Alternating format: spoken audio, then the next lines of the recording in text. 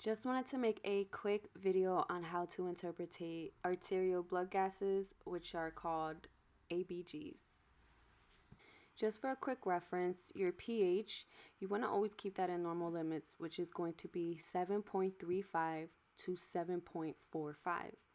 Your CO2, which accounts for your respiratory, we're going to put that at a plus 45 to a negative 35. And your metabolic, which is going to be your HCO3, we're going to put that at a negative 22 to a positive 26. Now, the rules are that if your pH is in the middle, which is in the normal range, it means that it's fully compensated, right? Now, if your CO2 or your HCO3 is on either side, which is like opposite sides, acid or alkaline, not in the middle, then it means that it's partially compensated.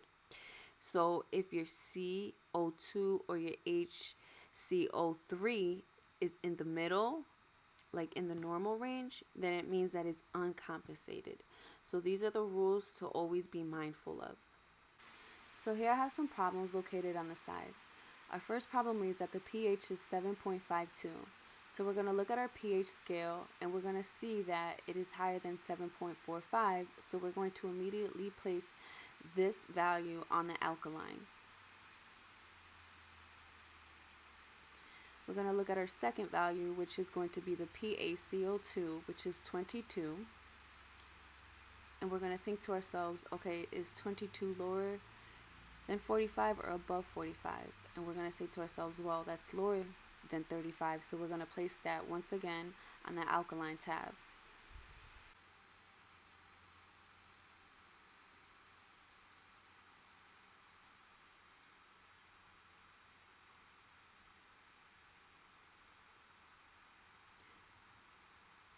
So this value right here is just there to kind of throw us off, so we're just going to cross that out. And the HCO3 value is going to be 26. And as you can see, that 26 falls within the normal range. So we're going to place that HCO3 in our normal range.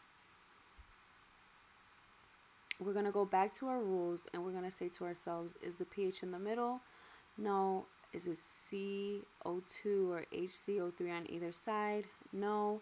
Is it CO2 or HCO3 in the middle? Yes. So that accounts for uncompensated. And as you can see, the CO2 is placed on the alkaline along with the pH. So there's two. So it means that we have a respiratory alkaline uncompensated. For our second problem, our pH is 7.33, which is lower than our 7.35, which places the pH on the acidic tab. The PaCO2 is 55, which also places it on the acidic tab.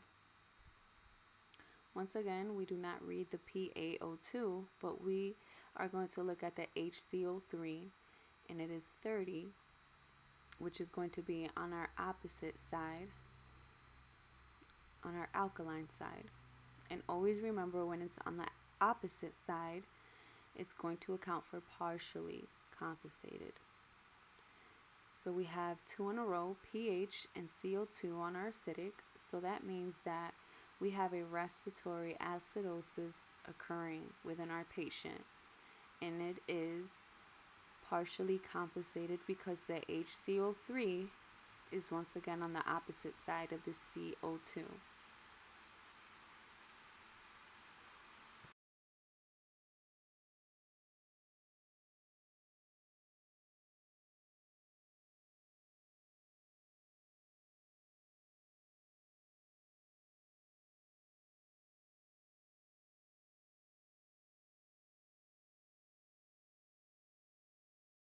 Now, entering into our third problem, the pH reads 7.10. So we're going to definitely place that on the acidic side. Our PaCO2 is 90. So we're going to place that also on the acidic side. Our HCO3 is 26. which is in our normal range. And when we have a normal range on our HCO3, that means that it is uncompensated. So once again, because the pH and the CO2 are both lined up together, that means that we are having a respiratory acidosis problem occurring.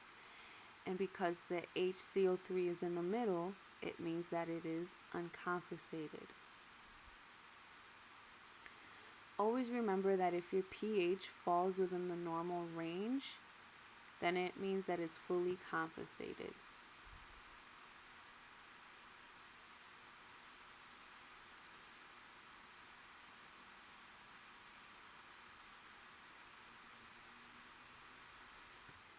Our fourth problem reads that the pH is 7.23, which is lower than 7.35. Our PaCO2 is 29, which is lower than 35. So that means that it is alkaline. And lastly, our HCO3 is 10, which is going to be an indication that it is going to be acidic.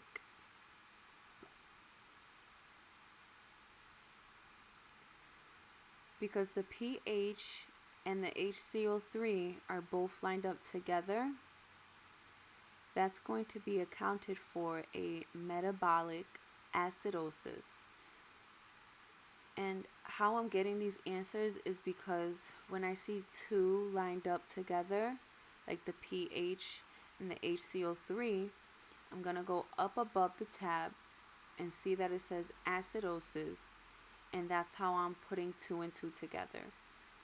So because HCO3 accounts for metabolic, that means there's a metabolic acidosis problem occurring.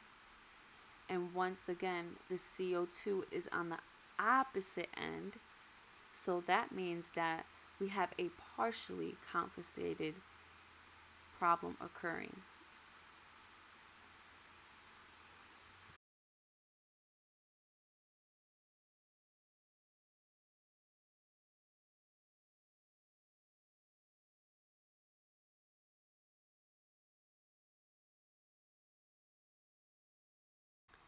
Before I go, I just wanted to point out how useful and helpful it is to write down your pH levels, your CO2 levels, and your HCO3 levels, as well as the rules that apply to all three of these. The more times that you are trying to figure out problems like these, it's going to become very easier to do. This is just a trick that I wanted to share with you guys that I learned through school, and I hope that you guys enjoy the video, and hopefully this is able to help someone out there. Thank you guys so much for tuning in, and have a blissful day.